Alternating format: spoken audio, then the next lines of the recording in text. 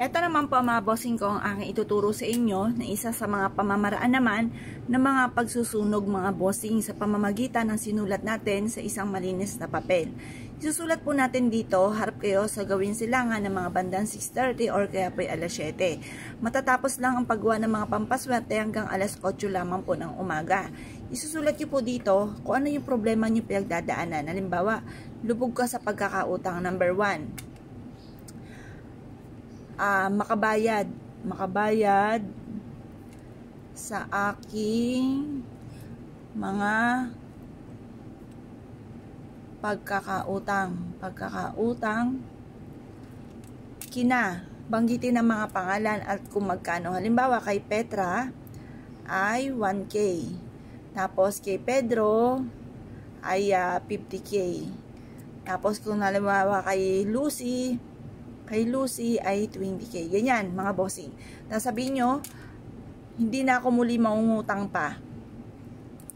Hindi na ako muli mangungutang pa. Ayan. Pagtapos nyo po mag-wish, mga bossing ko, basta lahat ng gusto nyo i-wish nyo po dito, lalo na yung mga pagsubok nyo pinagdadaanan na gusto nyo matapos na.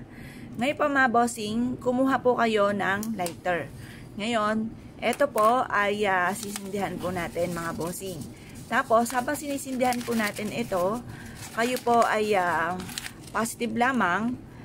I-wish nyo po na kailanman ay hindi na muli ninyong pagdadaanan ito at matagpusan nyo itong pagsubok na pinagdadaanan ninyo.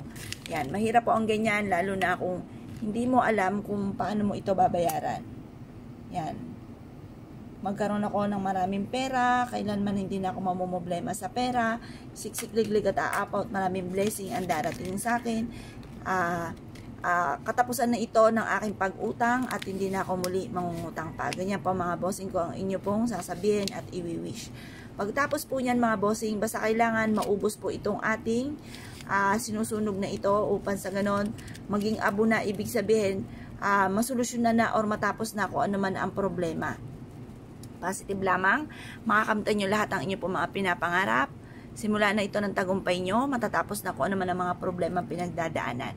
Ngayon pa mga bossing, yung abong to, pwede nyo siyang hipan, hayaan nyo siyang pawirin ng hangin mga bossing ko, at ito po ay makakatulong upang sa ganon, matapos na kung ano man ang mga pagsubok na pinagdadaanan po ninyo.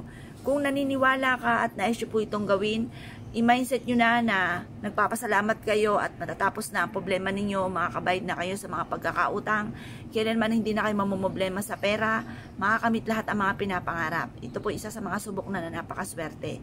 Kung kayo naniniwala at nais nyo po itong gawin, subukan nyo po ito at magdudulot po ito ng swerte tagumpay sa buhay.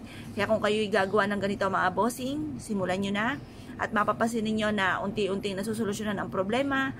Matatapos din po yan mga bossing. Ang ating mga problema ay pagdadaanan lamang at hindi natin tatambayan. Kaya kung kayo pinaniwala mga bossing, ay siya. Good luck po sa iyo po lahat.